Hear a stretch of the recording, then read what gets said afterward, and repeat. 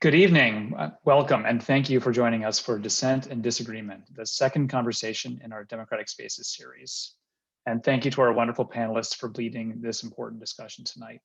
I'm Stephen Ruckman, Deputy Director of the SNF Agora Institute, an academic center and public forum at Johns Hopkins University that is dedicated to improving and expanding civic engagement and informed and inclusive dialogue as the cornerstone of global democracy. SNF Agora launched the Democratic Spaces series to explore how we can cultivate spaces, real and virtual, that enable robust participation in democracy. A healthy democracy requires that all of us, no matter our identities, affiliations, beliefs, or creeds, play a role as members in civil society. And this series seeks to understand how we can build the spaces that invite all voices, especially the voices of those who currently face barriers, into those conversations.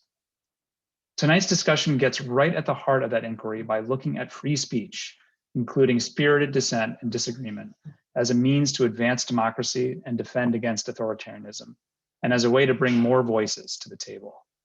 Our guests will be looking at what rights are and are not included in the First Amendment's free speech framework, and will then take up the bigger question of whether focusing on First Amendment rights is too narrow when seeking to build a just and inclusive civil society that enables and welcomes speech for a multitude of voices on equitable terms. Just a couple housekeeping notes before I introduce our guests tonight. We will be starting with a panel discussion that lasts for about 35 minutes, and then we'll be taking questions from the audience, but we will be welcoming questions throughout. So please submit your questions at any time during the program using the Q&A function, and the moderator will choose from among the questions that are posed. Also, just know that the chat function has been turned off for our comments so that we can use it to share relevant information among the panelists. Now, I'm excited to introduce today's guests, and I'll ask them to turn on their cameras at this time if they haven't already. Martha S. Jones is the Society of Black Alumni Presidential Professor, a professor of history, and a professor at the SNF Agora Institute at Johns Hopkins. She's also the author of the book Vanguard, How Black Women Broke Barriers, Won the Vote, and Insisted on Equality for All. Earlier this year, as she'll share tonight, the Lafayette Parish Library Board in Louisiana refused to host a community discussion about voting rights that was going to feature her book because the event was considered too political for failing to include the opposing point of view. We'll be posting a link in the chat to an article that she wrote about that experience. Mam Nang, Professor Mam Nang is an associate professor of French and Francophone studies at Carnegie Mellon University, coming to us live from Paris. She is author of the book Identités Françaises and co-author of a photo series on Black French Islam. France's President Emmanuel Macron has recently pushed to investigate social science research at French universities that he sees as feeding, quote, Islamo-leftist tendencies. And Professor Nang has an important perspective on the dynamics underlying that. Suzanne Nossell is CEO of PEN America, an organization that stands at the intersection of literature and human rights to protect free expression in the United States and around the world. She is author most recently of Dare to Speak, Defending Free Speech for All, which delivers a vital, necessary guide to maintaining democratic debate that is open and freewheeling, but at the same time respectful of the rich diversity of backgrounds and opinions in a changing country.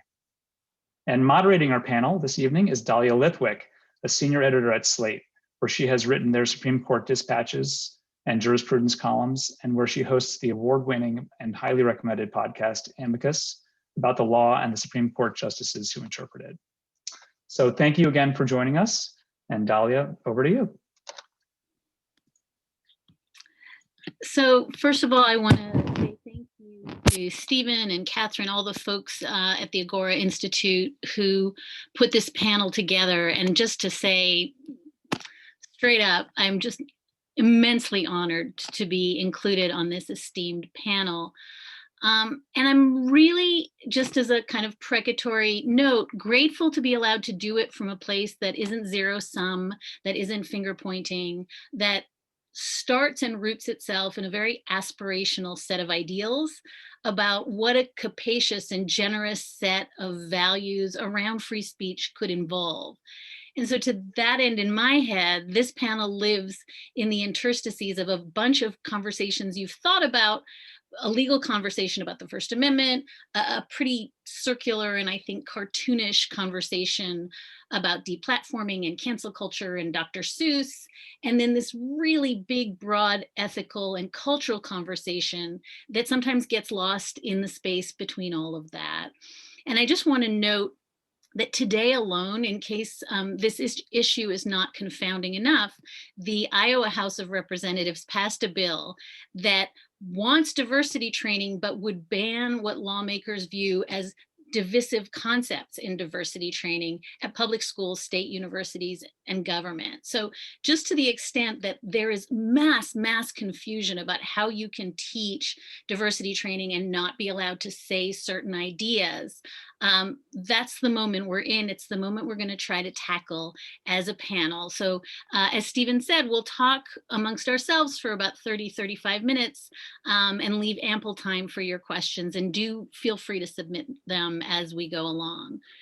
So I'm going to ask one kind of big framing question of each of the members of the panel, and then I think we'll have a more freewheeling conversation about the ideas that we surface. And Suzanne, I wanted to start with you because in Dare to Speak, Defending Free Speech for All, it's a book that is very much an attempt to talk about this in an organic, broader way than just bonking each other over the head about cancel culture.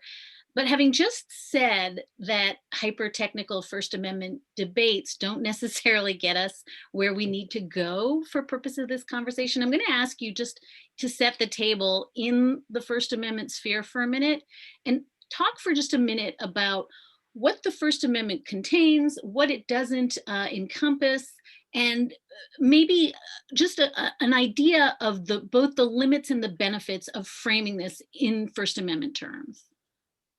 Sure. Well, first of all, thanks so much for having me to the SNF Agora Institute, and thank you, Dalia, and my fellow panelists. I'm delighted to be here with all of you tonight. So, just to begin answering your question in terms of what the First Amendment does and doesn't do, we find, I'm the CEO of PEN America, and we find we do a lot of work on college campuses that students and young people, and this is true of our population at large, very few people really have a grip on the parameters of the First Amendment, and just kind of a few basics, which I'm sure people know, but helpful to have a refresher perhaps, that the First Amendment only constrains government. It says Congress shall pass no law infringing upon, and it's a set of freedoms that I'll get into in a minute, but that limitation is really central, and the courts have applied the First Amendment to more than just the Congress. They've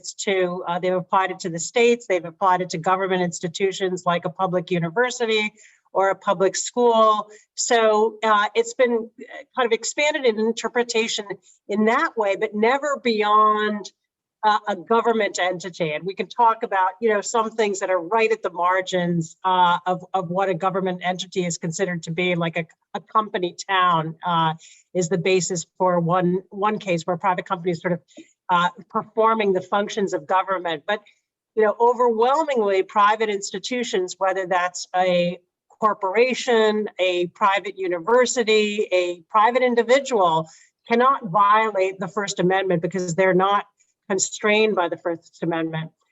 In terms of substantively, the First Amendment protects kind of a spectrum of freedoms from, you could think of it as the most internal to the most external: freedom of belief, freedom of expression, freedom of the press, freedom of assembly, and the freedom to petition the government for the redress of grievances. So it says essentially the government can make no law that abridges those freedoms. Now, the First Amendment is not without boundaries. It doesn't protect all speech. There are a series of categories of speech that the courts have recognized over the years.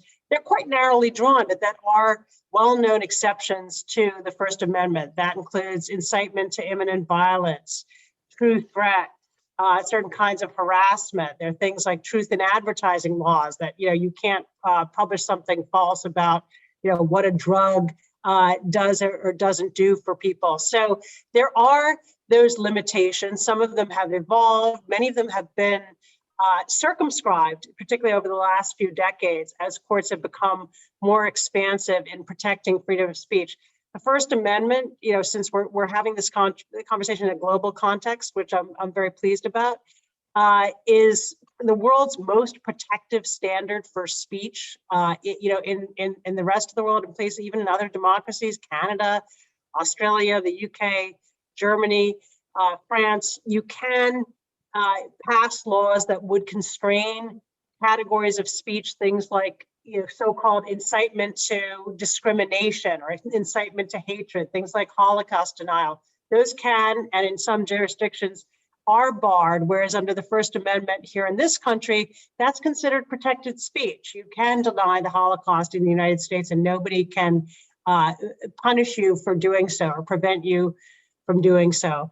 Just to kind of kick off the rest of the conversation and talk a little bit briefly about my book, one of the things that we've come across in our work at Penn on free expression is that in 2021, while the First Amendment is absolutely relevant and vitally important, there are a whole raft of free expression issues that arise day in and day out that just don't implicate the First Amendment, whether that's the question of policing of speech online by companies like Facebook or Twitter, because they're private companies. The First Amendment pretty much is outside of the conversation about what they should or shouldn't do to curtail speech. If it's a private university deciding whether someone can come and speak on campus, the First Amendment really doesn't have a lot to say about that. First Amendment doesn't have a lot to say about whether Dr. Seuss books should be withdrawn from circulation. And so what I lay out in the book is sort of the idea that in order to realize the underlying rationale behind the First Amendment, this amazing, inspiring idea that it is through open discourse and free speech that you unlock all these other social benefits of an open society, the ability to deliberate, to separate fact from falsehood, to discern truth, to catalyze social progress, to spark scientific discovery, artistic creativity, all the benefits that we associate with free speech. In order to realize them, we need to think beyond the First Amendment and think about what it's going to take to create a society in which free speech can be realized by all people and for all ideas. And so my book focuses on a set of principles that I think of as a kind of enlightened conception of free speech that talks about rights, but also about responsibilities,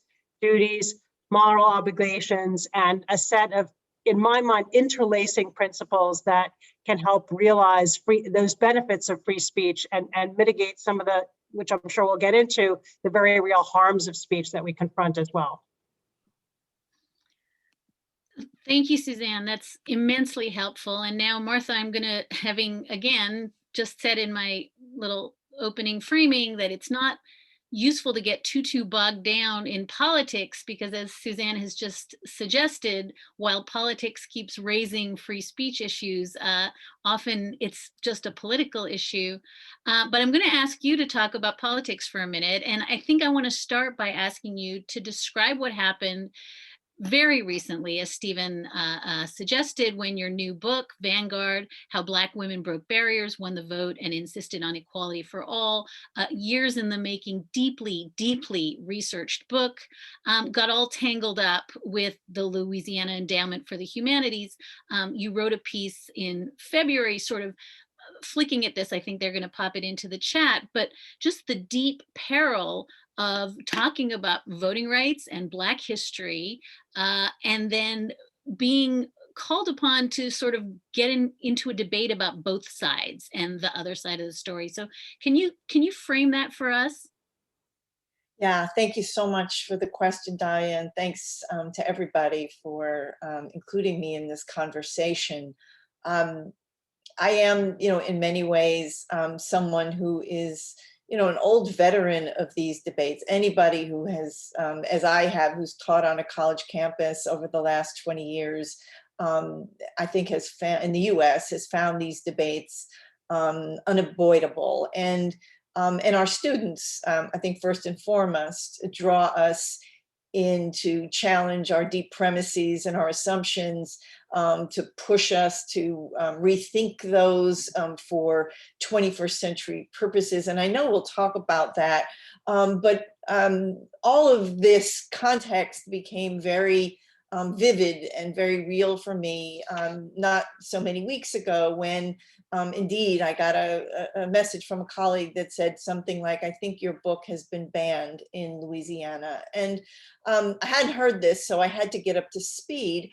But what I learned is that I had been invited many months before to come to Louisiana, at least virtually, such that it is, to talk about Vanguard, which is a history of African-American women in the struggle around voting rights.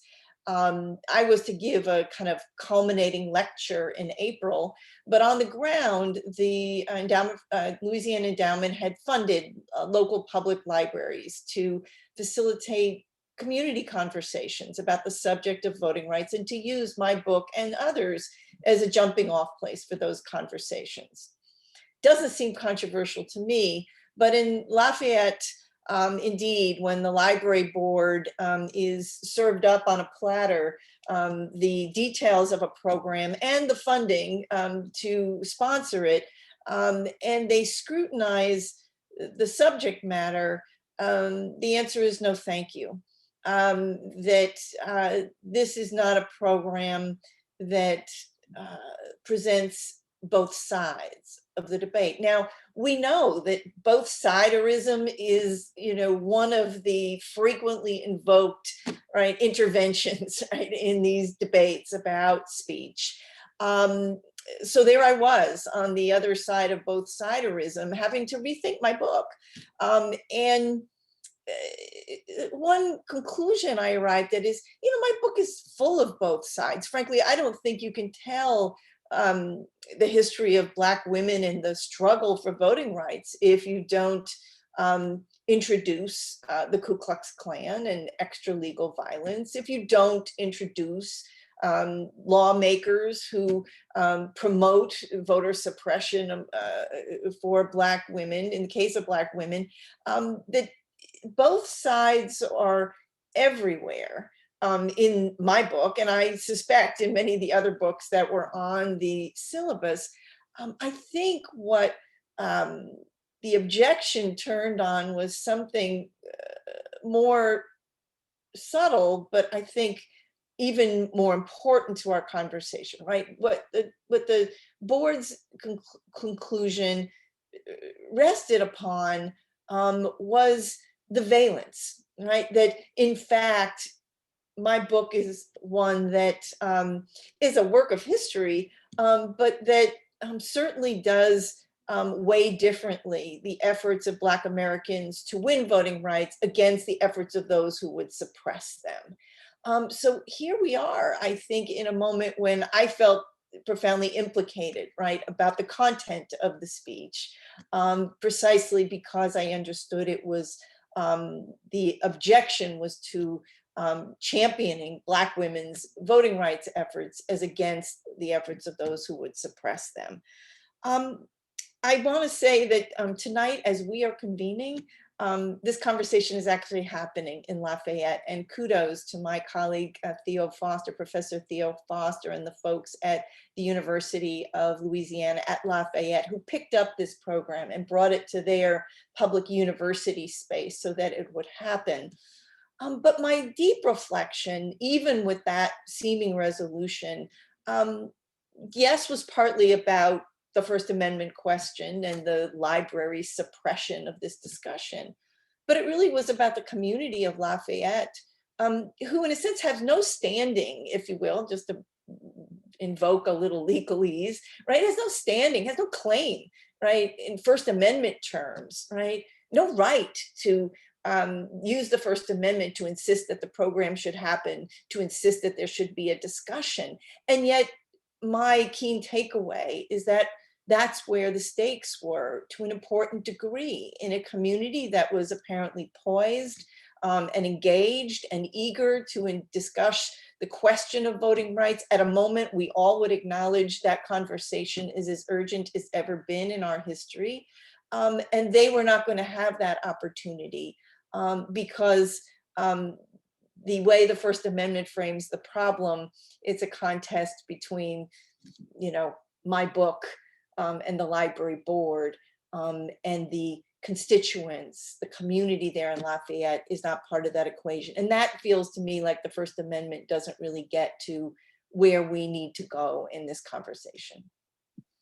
And I love that you're saying that, Martha, because I think it really does fold back on the just complete wrongheadedness of the thing I mentioned at the beginning, that Iowa wants to do diversity training, but they don't want anybody to talk about race or gender in any ways that import value judgments onto those things. Like, how are we going to, both sides, race and gender discrimination?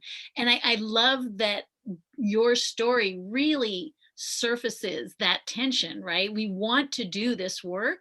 Now we're fighting about the words and the language. And I think that does become a purely political problem.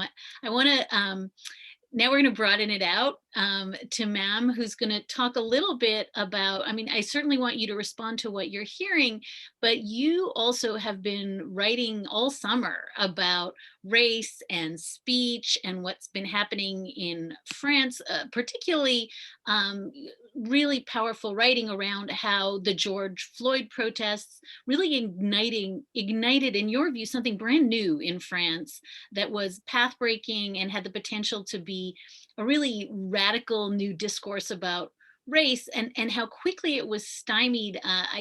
As you wrote at the time, the events of this historic spring have highlighted the existence of two opposing camps. On the one hand, the universalist or Republican anti-racists. On the other, the scorned, despised racialist, indigenist, or in the words of President Emmanuel Macron himself, separatist anti-racists. Can you unpack for us what you were seeing happen, how the shift that you were clocking implicated some of the values we're trying to think about in new ways? Yeah, absolutely. So I wanted to start by thanking you for having me. This is what I call one of my safe space, because lately it has been kind of an arena talking about these topics in France. So I really wanted to thank all of you for highlighting the way this, highlighting this, what I call the double jeopardy, the way, the limitations of the current free speech debate, but not only these limitations, but also the very terms of these debates end up unleashing violence on minorities and racialized communities. So as a scholar working on Blackness and racism in the French context, I keep that in mind when I keep in mind this necessity to fight this paradox, right? The necessity to reframe our quest. And when I do that, my question becomes, how do I fight against racism when race doesn't exist in a country where race is said to not exist? How do I fight against racism when liberal values such as universalism or free speech are used and turned against minorities, communities, to further shun them, to further erase them, to further hurt them? How do we create and maintain dialogues in those contexts? So yes, to answer your question, it was not just a path-breaking opportunity to think about race in radical new ways that was missed this summer. It was an opportunity to start a conversation around race, period. Right? I come from a country that claims to be blind to color. France, a place where race does not exist. That's what we say, right? But a country that asks me or people who look like me to go back to Africa the minute we trespass the two frames of public intervention that are available to racialized minorities: silence or gratitude. Like, how dare we question? How dare we doubt? How dare we criticize? How dare we build new plans? How dare we think about new horizon, think from new horizon? How dare we reshuffle maps, right, of this French Republican cosmovisions? How dare we? And in the 16 years that I've been, working on these issues, I've never seen anything like the wave that swept through France following the death of George Floyd last year. Hundreds and hundreds of thousands mobilized all over France, just the biggest anti-racist movement in contemporary history. And like many others, I felt that we were riding this giant wave, that what I call the gush that finally will disintegrate that Republican dam, that barrier that contained any type of work on race and memory. And that hope was kind of short-lived. As the backlash of, because of the backlash to this movement, and a backlash that came from the highest levels of the state, this, and like you mentioned, starting this very important political sequence from President Macron accusing university campuses and social scientists of being secessionist, of breaking the republic in two, of did they say ethnicizing the social questions, of turning the social question and race into a business, of luring young people from minority communities in the streets, by selling them false hope. And I also think of, the Minister of Higher Education, Frédéric Vidal, calling for an official inquest into the dictatorship of minorities, activism, anti-French or anti-white sentiments on French campuses, on the ravages of the leftist Islamism on French campuses. And so what we ended up having was this anti-racist camp broadly divided into two opposing groups whose visions differed on almost everything. And when I say everything, it's even on the existence of racism in France, right? So the first camp is that of the historic universalist left, Republican, anti-racist organization, or government-funded or government-backed associations. And on the other end, you had this group, like a motley crew of young scholars, and that was one of the reasons why the brunt of the attacks were on militant activists, from minorities and scholars, mostly Black and brown scholars, but also activists, artists, with solid roots in working class neighborhoods.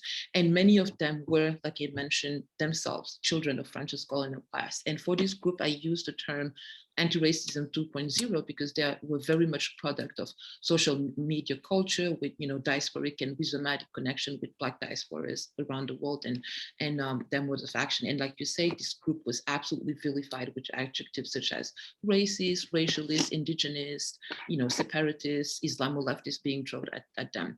So today, once we realize this paradox between the need to reach equality, we are the country of liberté, égalité, fraternité, but then realizing that this need for this quest for equality means also that the freedom of some communities are being questioned.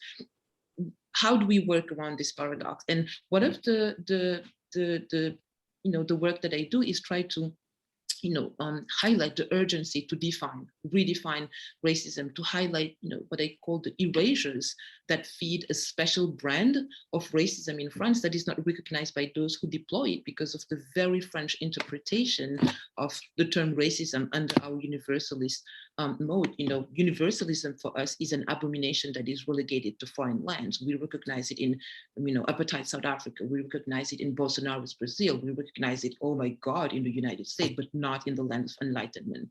And now what we're trying to do in campuses and under these vicious attacks by the government is to try to create spaces where we will broaden the universalist imaginary, where we'll try to theorize and go through experiences that, far from undermining, universalism or the universalism of the so-called colorblind republic, actually seeks to uphold, an anti-racist universalism, a commitment to fighting oppression that recognizes the reality of racist and colonial violence. And just to finish, in this model that we're trying to build, which is something akin to an agora, universalism is necessary a post-colonial and anti-racist production.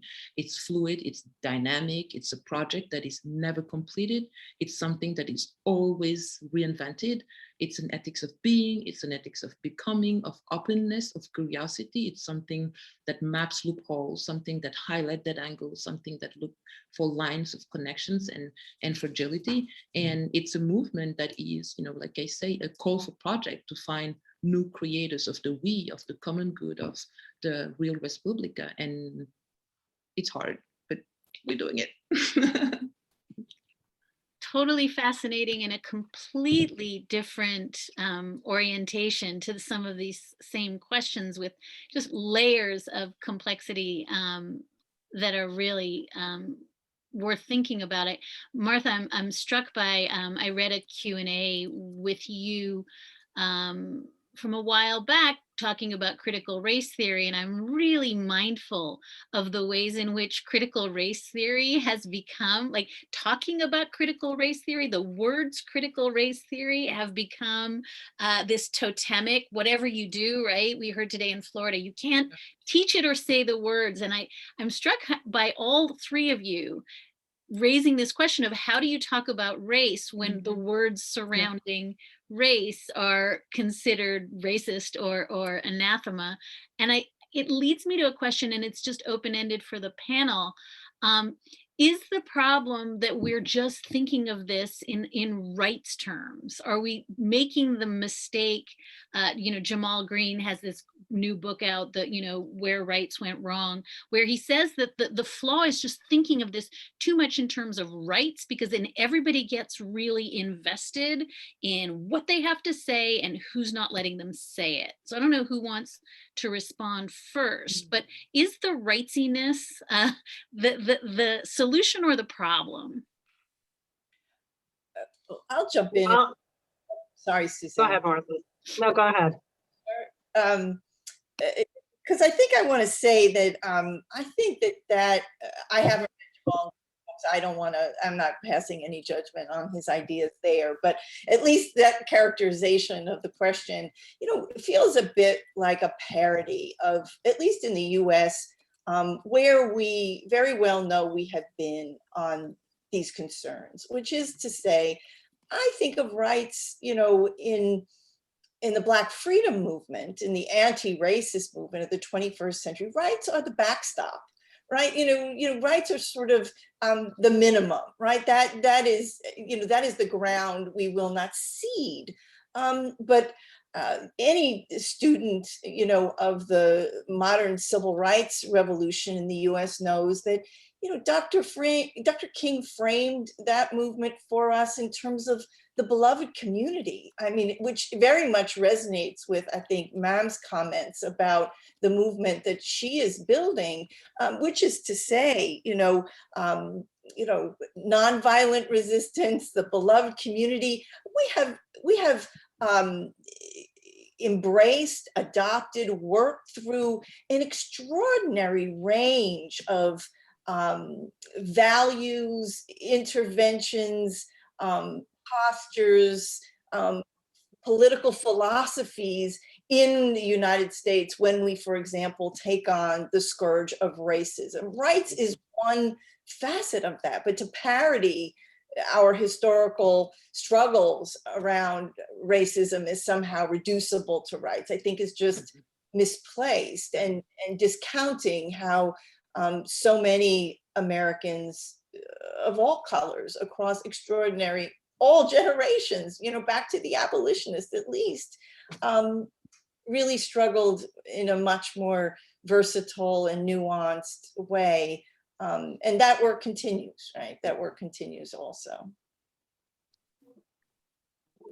Yeah, I mean, I would agree that in my mind, the paradigm is sort of rights plus. I would not want to see any paring back of our emphasis on rights, and I'll say why in a second. But I don't think it can be the totality of how we go about trying to realize, an open and equitable society. I see the anti-racism agenda and free speech as linked and mutually reinforcing. I know that's not necessarily a widely held point of view, and I understand why groups, particularly Blacks in the United States, and it sounds like perhaps in France as well, see free speech being used as a smokescreen for hatred, and believe that free speech is, that which enables their antagonists and their oppressors, and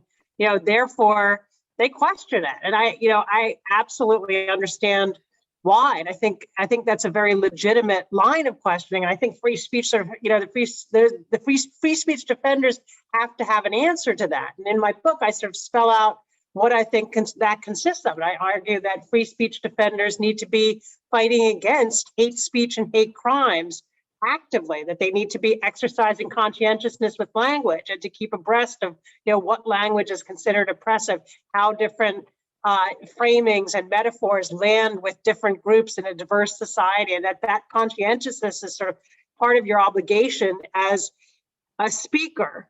But I also think free speech demands that we dismantle barriers to voice, and that's part of the work of realizing free speech, is to systematically look at who is excluded. If you believe in a marketplace of ideas and some people are shut out of it, it's a weaker marketplace. It's not as robust. It's not as participatory.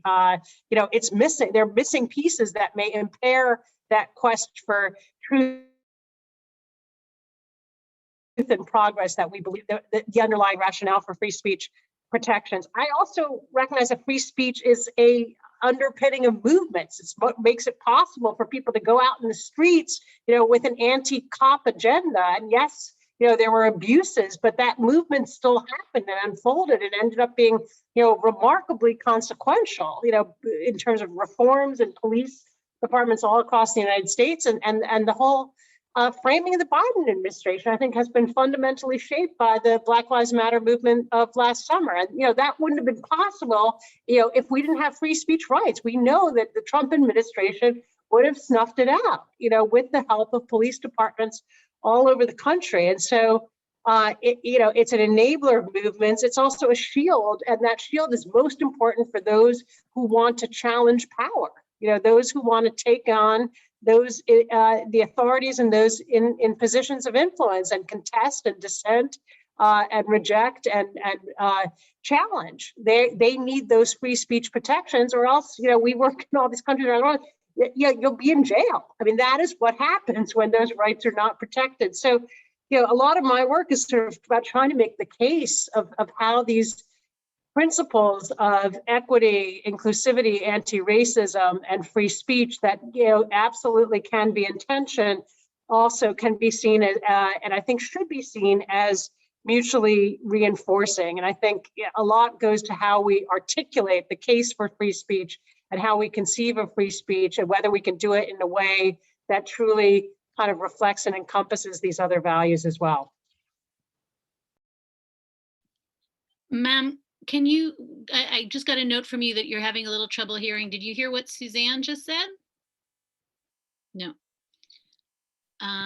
Okay, so ma'am has lost audio, and we'll hack that behind the scenes.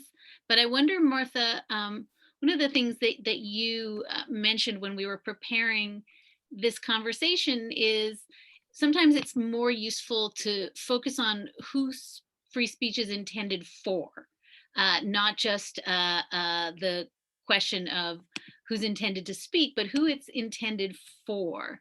And I wonder, I think it dovetails really nicely with what Suzanne just said. We forget, right, the first purposes and the intent of why we protect speech when we get into screaming matches about who gets to talk. So I wonder if you want to reflect on that, just as a way of, as Suzanne suggests and as ma'am suggests, broadening this conversation into how to make safe spaces to talk and why it matters.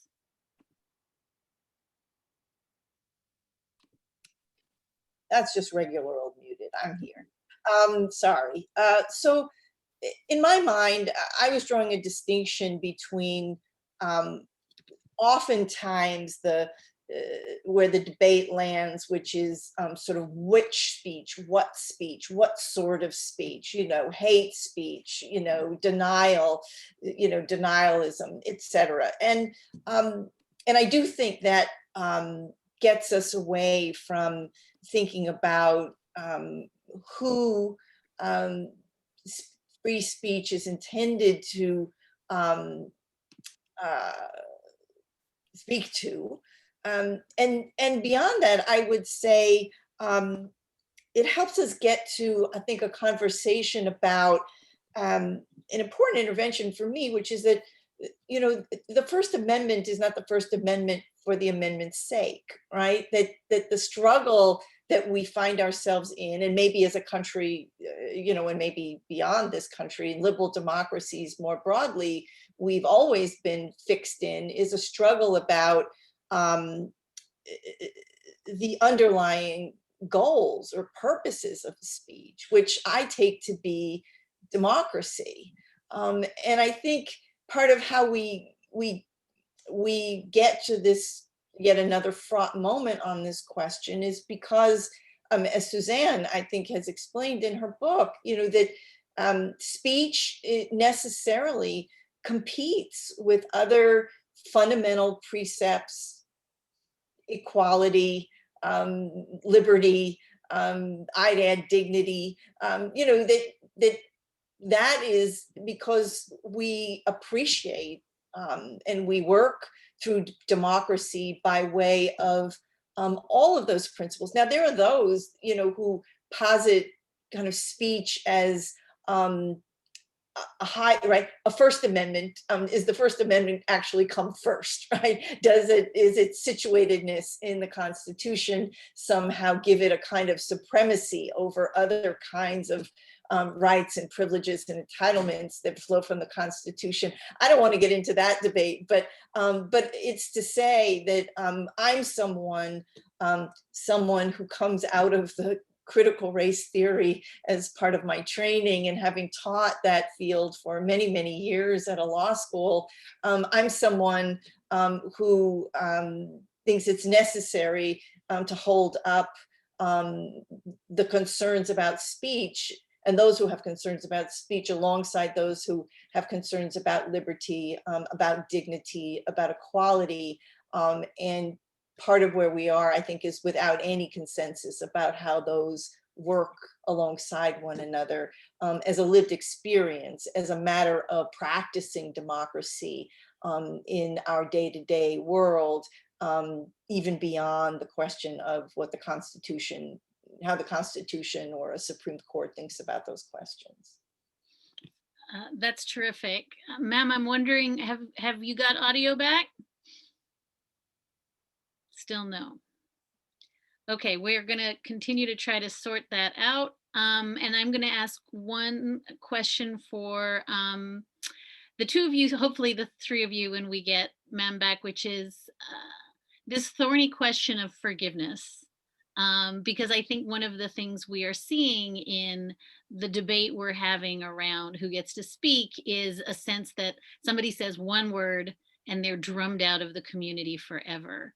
And if we're going to have a conversation about safe spaces and how we can speak to each other with a presumption of good faith and a presumption that people make mistakes, is there some analytical framework for thinking about what we do to allow people back into the community when they have said unconscionable things? And Suzanne, I know, let's start with you because I know you've written about it.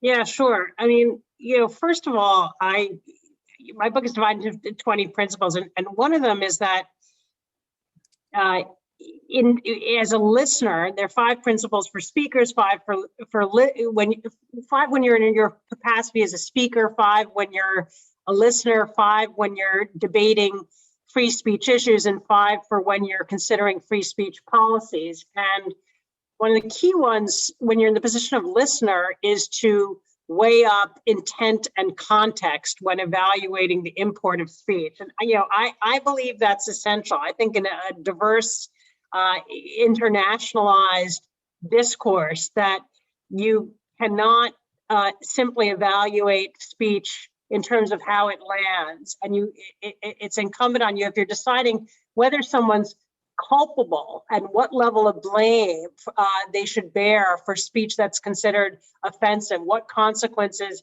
might be appropriate. I think that intent and context have to be taken into account. We've seen sort of a series of incidents. We had the incident in the New York Times a little earlier this year, where the N-word was used, and the Times leadership in announcing that Donald McNeil, the longtime reporter, was going to be leaving the paper, said, intent and context didn't matter. And that to me was a really alarming statement to hear, from a sophisticated organization. They ended up walking it back, actually, within a few days. And they said, of course, intent and context matter. But I think that impulse was reflecting something that is afoot in our society, which is this sense, in a sense, to me, it's a bit of the impulse behind collective punishment. It's a sense that there has been a history of injustices, over decades and centuries. And, there's one group of people that have been on the receiving end and borne the brunt of that.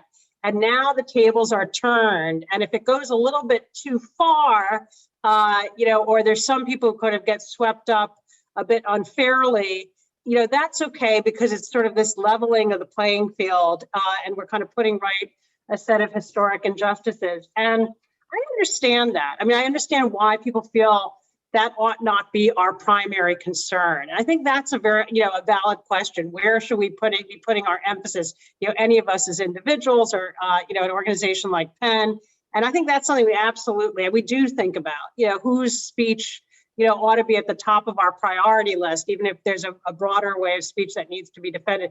But I ultimately think that, as a society, it sort of doesn't work. A theory of I think of it as the equivalent of strict liability in the law, in torts doctrine, where, you're responsible for the consequences of dangerous acts. If you are running bulls through town and, one of them knocks something over, you're responsible, even though, you might not have known precisely that flower pot was going to be destroyed because you were doing something dangerous. I don't think we should treat speech as the equivalent of kind of a dangerous act and hold people strictly liable for any consequence. I think consequences absolutely matter. I don't think forgiveness should by any means be automatic. And I talk in the book, I have a chapter on how to apologize for errant and offensive speech. I go through a bunch of examples of people publicly who've, I think, done that well and poorly, and what the dividing lines are, and when to forgive, and what you should take into account in considering whether to forgive. I don't think there's any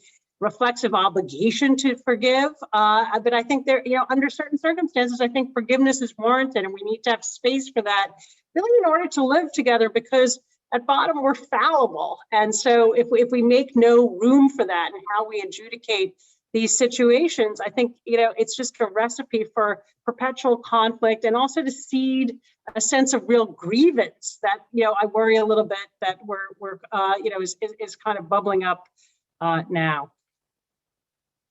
So we've got Mam's audio back, thankfully, and I want to give you an opportunity, because I think you've missed 3 open-ended questions, either to reflect on what Suzanne just said about, is there a place to allow offensive speakers back in the community, or just a general question that Martha raised about what is speech for, and what does it look like to have an inclusive, respectful speech community that isn't entirely bound up by questions about who has the right to talk. But you're muted. You're muted. Yep.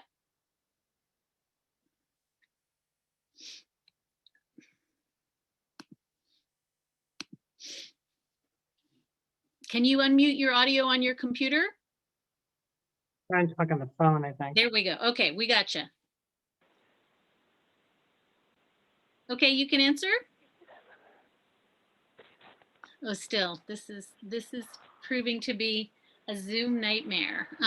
Okay, here's what we're gonna do. We're gonna continue. I really do feel like one of those election night people who just has to filibuster.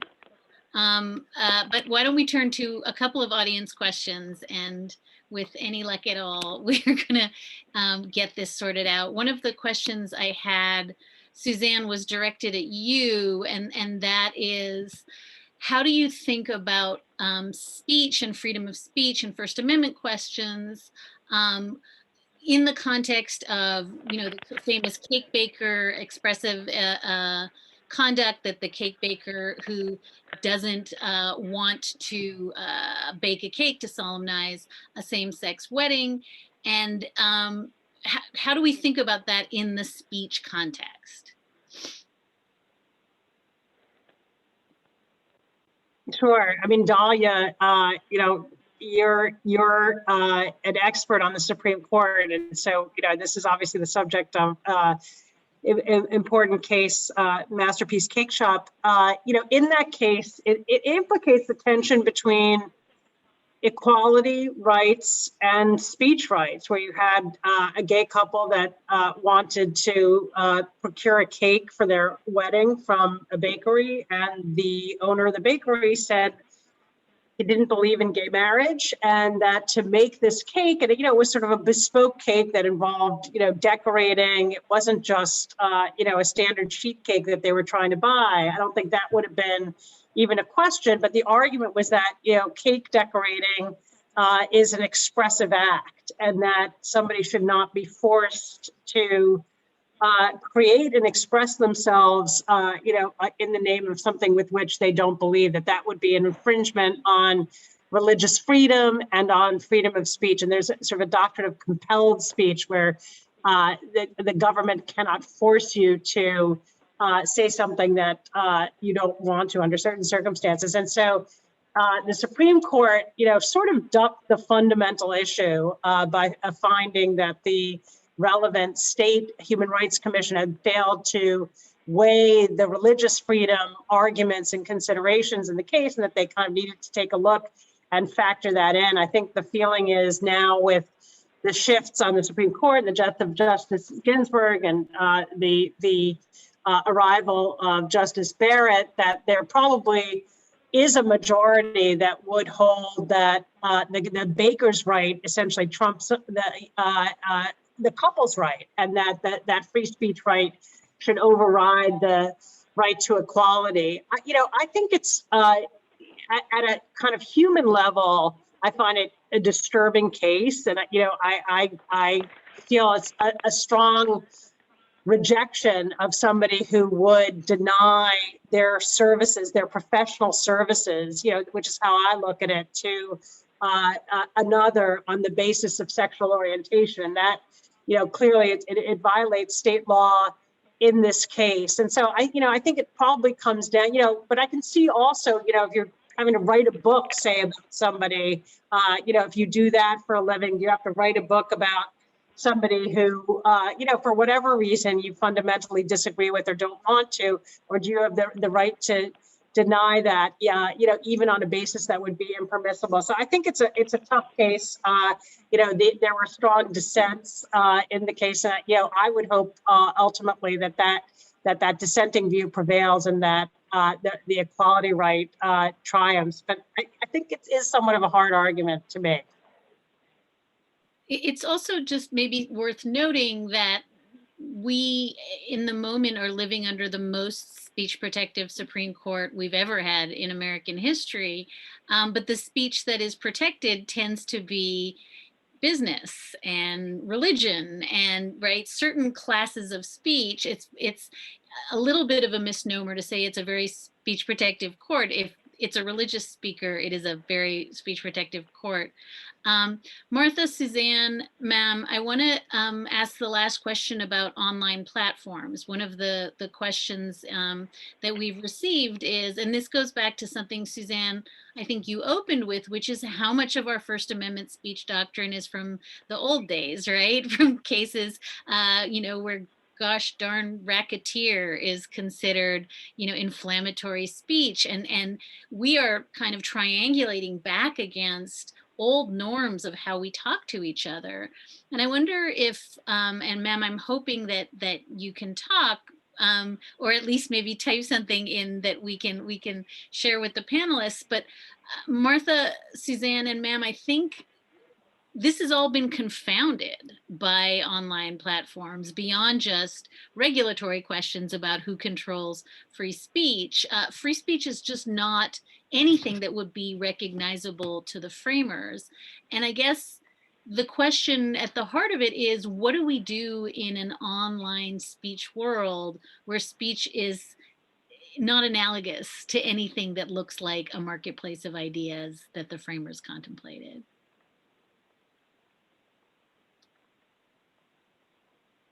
Martha, unmute. I can jump in. because it connects to your earlier question for me about forgiveness. So I'm someone who spends enough time in unregulated new media spaces to have, I think, wrestled, right, actively and openly. And I'm the kind of Twitter user, for example, who expects very little by way of regulation, right? Whether certainly it's not from the state and it's rarely from the platform itself. And so I think we are left, in perhaps unfortunate but interesting ways to grapple with those questions. And I'm someone who I think, because it is an extension of my sort of own political history with a child of the modern civil rights movement and its very insistences on things like a beloved community. I'm the sort of person who hangs in there with trolls and critics because I think that it's, for me, a way to sort of create, right, absent a First Amendment, build a kind of, modest set of norms and expectations and even relationships there. So I'm the sort of person, it's 3 strikes, you're out. I will come back to you once, I will come back to you twice, and the third time, I will block you, as we say.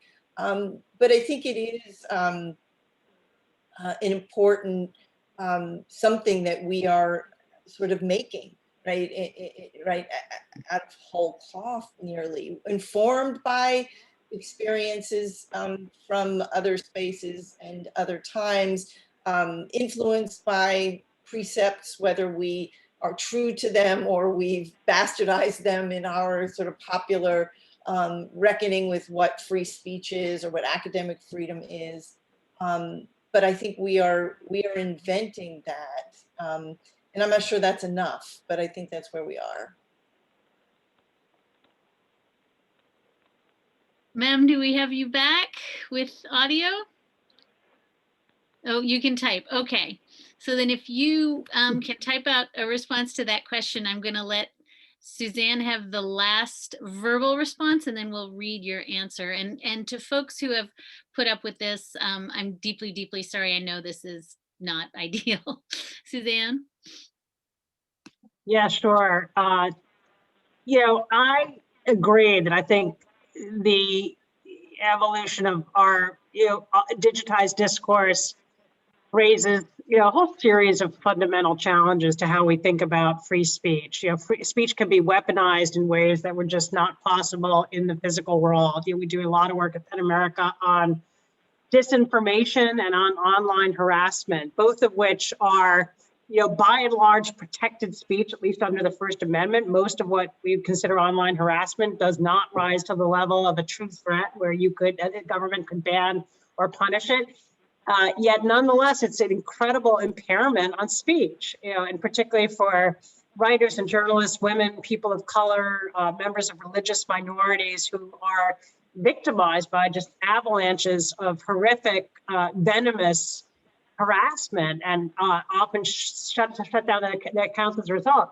Disinformation, we've obviously seen the danger that poses to democracy, shaking, I think, really the very foundations of American democracy, which is, sort of unfathomable before it unfolded before our very eyes. And so how we come to grips with that, and, it's not just speech, it's the role of algorithms and this jet fuel that those algorithms pour on the most incendiary and outrageous expression, and the ways in which, they technologically propagate it, and the integration of that model with the revenue generating power and potency of these platforms. And so, to me, this is a huge part of the future of free speech, is, how we wrestle that to the ground, how far we want the companies to go in regulating speech, whether we can achieve and crack open their code and force them to be more transparent about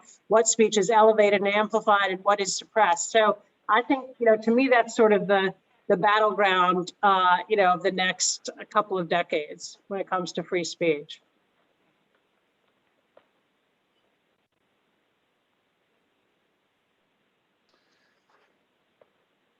I think we're running out of time. It's my job to thank our guests, but first let me just thank you in the audience and absolutely thank our moderator for your patience as we tried to help Mom get her voice back to this evening. We couldn't isolate the technical difficulties, so our sincere apologies for that. But we do want to thank all of you for participating in this conversation. It was a very rich discussion. There's so much more we could talk about, and I hope we'll find ways to bring this group together again in the future. So thank you to Martha, to Mom, to Suzanne, and to Dalia for joining. Thank you all for your questions and for tuning in. And I wanted to just take a second to invite all of you to join us for our future Democratic Spaces events. On April 21st, we'll be having an event on race and reconciliation in a diverse democracy. A lot of themes discussed tonight are relevant for that. And on May 21st, we'll be having an event on bridging the urban-rural divide. You can find more information about those and other upcoming events at snfagora.ghu.edu or click on the link posted in the chat. And we hope you'll join us for those conversations. You're also welcome to sign up for our bi-monthly e-newsletter to learn about this and other events and programs by clicking the link in the chat. And finally, a recording of this evening's conversation will be available on our website and on our YouTube channel. So check back soon and enjoy the rest of your evening. Thank you again.